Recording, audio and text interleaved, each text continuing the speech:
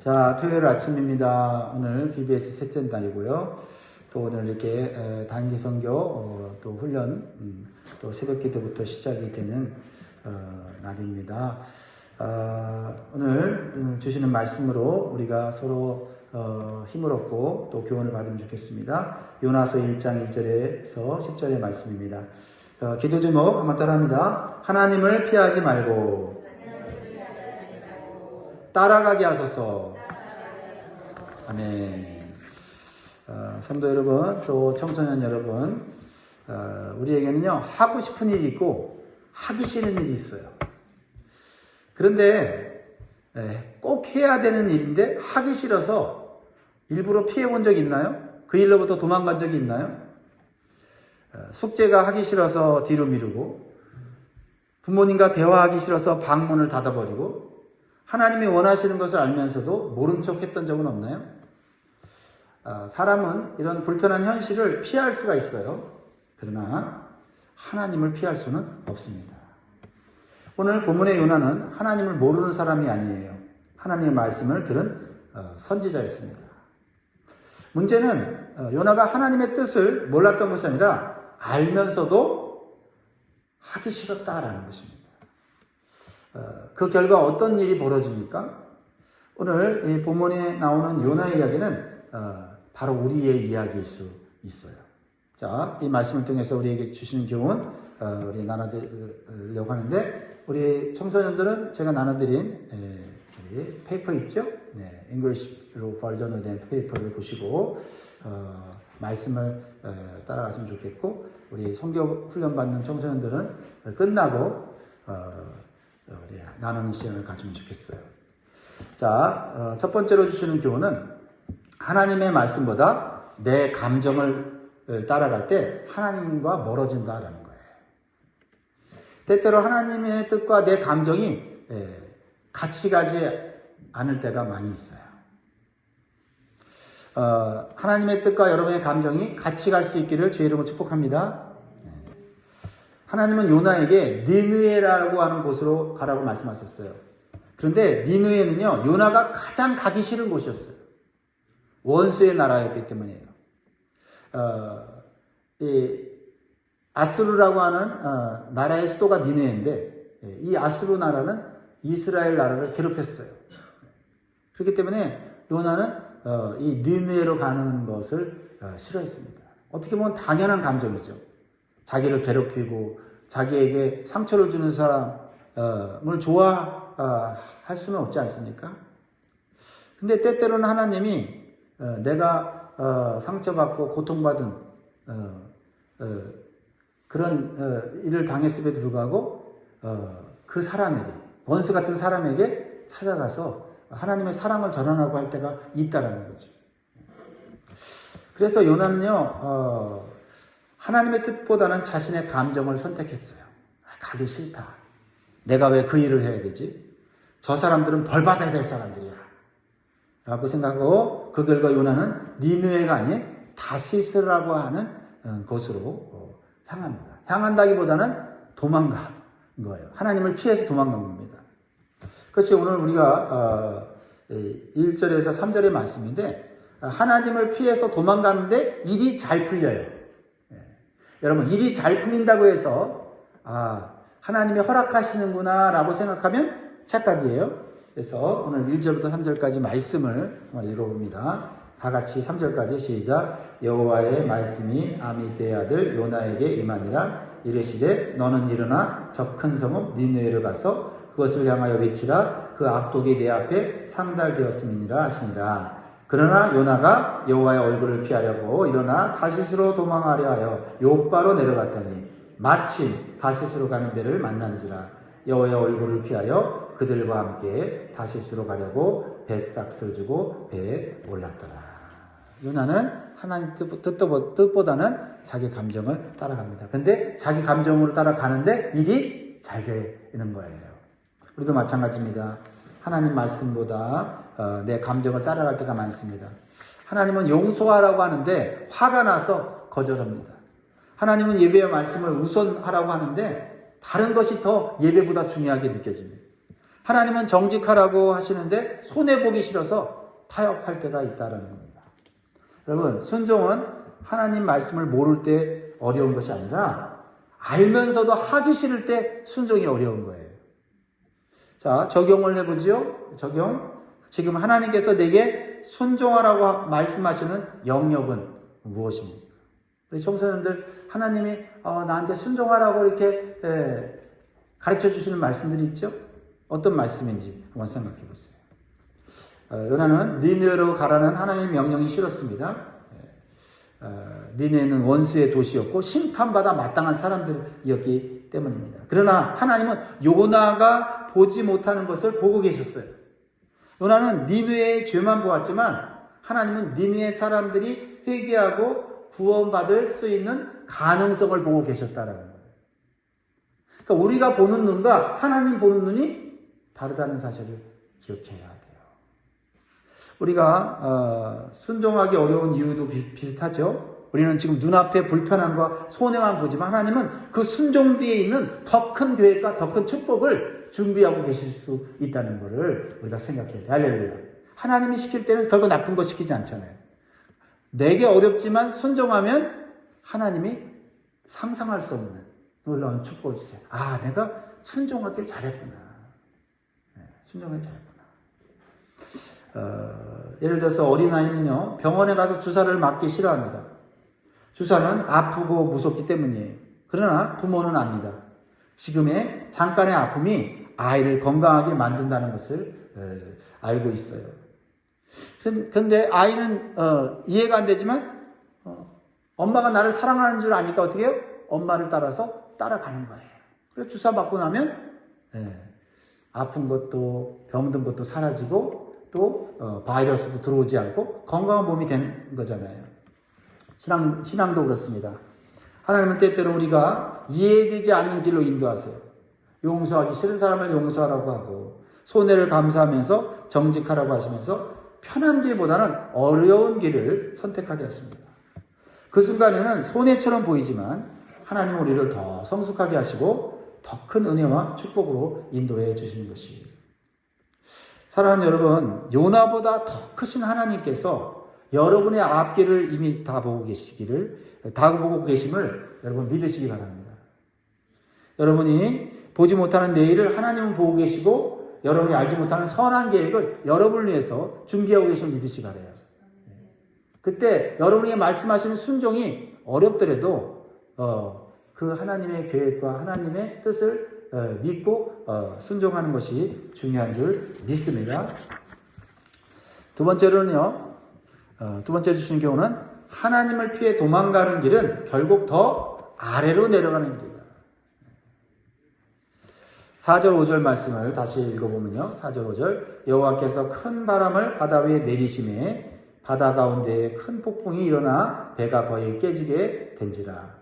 사공들이 두려워하여 각각 자신의 신을 부르고 또 배를 가볍게 하라고 그 가운데 물건들을 바다에 던지니라. 그러나 요나는 배 밑층에 내려가서 누워 깊이 잠이 든지라.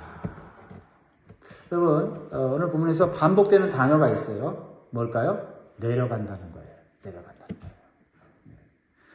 거예요. 3절에도 내려갔더니라는 단어가 나오고요. 5절에도 내려가서라고 하는 단어가 나와요. 요나는 하나님으로부터 도망가기 위해서 항구인 욥바로 내려갑니다. 그리고 배를 타고 또 배 밑층으로 내려가요. 그리고 깊이 잠이 듭니다. 여러분, 이것은 어떤 것을 의미할까요? 이것은 요나의 영적인 상태를 보여주고 있는 거예요. 하나님께서 멀어질수록 자유인 것 같고 편한 것 같고 내 마음대로 사는 것 같지만 사실은 그 영혼은 점점 아래로 내려가는 거예요. 점점 위험한 상태로 들어간다는 거죠. 처음엔 바다가 잔잔했지만 어떻게 해요? 하나님 말씀에 불순종하여 내려가는 인생을 살았더니 큰 폭풍이 찾아온 것 아닙니까? 죄를 짓는 것이 처음에는 자유처럼 보입니다. 즐겁게 느껴집니다. 하지만 내 마음과 영혼이 죄에 대해서 무감각해지게 만드는 거예요. 여러분, 우리 청소년들 중에도 그렇게 생각하는 청소년들이 많이 있는 것 같아요. 내 인생이 편하면, 내가 즐거우면 하나님 없어도 괜찮다고 생각하는 청소년들이 많은 것 같아요. 그래서 죄를 짓고 나쁜 행동을 하는 것을 어떤 경우에는 청소년들이 자랑스럽게 해요. 마약을 하고 술을 먹고 담배를 피우고 하는 게 나는 강한 사람이야. 나는 어른이 됐어. 이런 잘못된 착각에 빠지면서 하나님으로부터 멀어지는 청소년들이 많이 있어요. 우리 크리스찬 청소년들 중에도 예배를 빼먹어도 기도를 하지 않아도 말씀을 읽지 않아도 괜찮다라고 생각이 들어올 때가 있어요. 하지만 하나님과 멀어질수록 영혼은 점점 잠들게 되어 있어요. 그러면 마귀가 가만히두지 않습니다. 마귀의 밥이 되는 거예요. 여러분 적용해 봅니다. 최근 나는 하나님께 가까워지고 있는가? 아니면 멀어지고 있는가? 하나님과 멀어지게 만드는 것은 무엇인지 생각해 보시기 바래요. 여러분 운전할 때 내비게이션이 GPS가 목적지를 알려주는데 계속 반대 방향으로 가는 사람이 있다고 생각해 보세요. 여러분 그런 적 있나요? GPS가 이렇게 가르쳐 주는데 GPS가 가르쳐 주는 게 못 믿겠어. 그래갖고 내가 보기 좋은 길로 막 가다 보면 더 멀리 더 위험한 길로 빠지는 경우가 있습니다. 하나님의 말씀은 영혼의 GPS와 같아요. 순간적으로는 내 길이 더 좋아 보일 수 있지만 결국 하나님을 떠난 길은 목적지에서 멀어지게 되는 거예요. 결국 그 영혼이 위험한 길로 가게 된다는 겁니다. 사랑하는 성도 여러분, 혹시 하나님에게서 조금 멀어졌다면 오늘 다시 하나님께로 돌아오는 결단이 있기를 주의 이름으로 축복합니다. 마지막 세 번째로 주시는 우리의 교훈입니다. 이거는 하나님은 우리를 포기하지 않고 깨워주십니다. 포기하지 않고 깨워주세요. 잘못된 길을 가는데 내버려 두지 않고 깨워주세요. 6절을 같이 읽습니다. 6절 시작. 선장이 그에게 가서 이르되 자는 자여 어찌 맘이냐 일어나서 내 하나님께 구하라. 혹시 하나님이 우리를 생각하사 망하지 않게 하시리라 하니라. 하나님은 큰 폭풍을 보내주셨어요. 근데 그 폭풍은 요나를 망하게 하려는 것이 아니라 요나를 깨우기 위한 거였어요. 근데 우리가 잘못된 길을 갈 때 하나님이 우리를 깨우시면 고통스러워요. 괴로워요. 힘들어요. 근데 그것은 하나님 우리를 괴롭히려고 하는 게 아니라 우리를 바른 길로 인도하려고 하는 거예요. 그렇습니다. 하나님은 사랑하는 사람을 그냥 내버려 두지 않아요. 때로는 실패를 통해서, 때로는 어려움을 통해서, 때로는 부모님의 조언을 통해서, 또 때로는 하나님 말씀, 설교 말씀을 통해서 하나님께서 다시 우리를 부르세요. 하나님 앞으로 부르세요. 오늘 이 요나는 어떻게 하나님께로 돌아옵니까? 배에 있는 선장을 통해서 돌아와요. 이 선장이 이 요나를 깨우면서 막 책망을 합니다. 자는 자여 어찌 맘이냐 일어나라. 선장이 막 깨우는 거예요. 사실 선장이 깨우는 게 아니라 누가 깨우는 거예요? 하나님이 깨우는 거예요. 그러니까 여러분 하나님이 직접 여러분에게 말씀하실 때도 있겠지만은 여러분 주변 사람들을 통해서 여러분에게 하나님이 말씀하실 때가 있어요. 그거를 알아들어야 돼요. 알아들어야 돼요. 친구가 하는 소리지만 하나님이 나를 깨우시는구나. 아빠가 하는 얘기지만 나를 깨우시는구나. 그죠? 목사님이 하는 얘기지만 하나님이 나를 깨우시는구나. 자, 여러분 적용을 해보시기 바라요. 요즘 하나님께서 나를 깨우시기 위해서 보내시는 신호는 뭔가? 시그널은 무엇인가? 하나님이 보내시는 영적인 신호를 깨닫고 순종할 수 있기를 바랍니다. 그러므로 진짜 믿음은 말로만이 아니라 순종으로 증명이 되는 거예요. 자, 지금 어떤 일이 벌어지고 있어요? 폭풍이 왔어요. 배는 막 혼란스럽습니다. 그러니까 배에 있는 사람들이 하나님 믿는 사람들이 아니에요. 하나님 믿는 사람은 누구예요? 요나밖에 없어요. 근데 하나님 안 믿는 사람들이 야 이거 누가 죄를 지어서 우리한테 재앙이 왔나본가 보다. 그러니까 안 믿는 사람들도요. 무슨 큰일이 생기면 하나님이 우리한테 심판한다는 것을 느끼는 거예요. 하나님이 화가 나셨다는 것을 느끼는 겁니다. 그랬을 때 그들은 자신들이 믿는 하나님을 찾아요. 우상신이죠. 잘못된 거죠. 그런데 오늘 이 폭풍 속에서 하나님을 진짜 하나님 믿는 요나는 잠들어 있었던 것이죠. 제비를 뽑아요. 누가 하나님한테 잘못해서 이 재앙이 왔는가. 제비를 뽑았더니 당연히 누가 뽑혀요? 하나님을 믿는 요나가 뽑히죠. 그러니까 사람들이 궁금해하는 거예요. 아, 도대체 이 사람이 누구길래 이 사람 때문에 우리가 이렇게 큰 고통을 당하는가.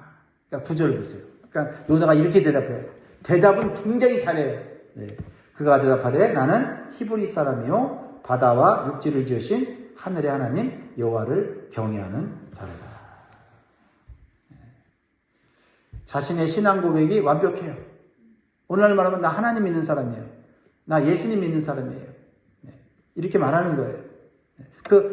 내가 믿는 하나님은요, 세상을 창조하신 분이세요. 예수님은요, 우리를 구원하시는 분이세요. 말은 잘했다는 거예요. 그런데 문제는 뭐예요? 삶이 문제예요.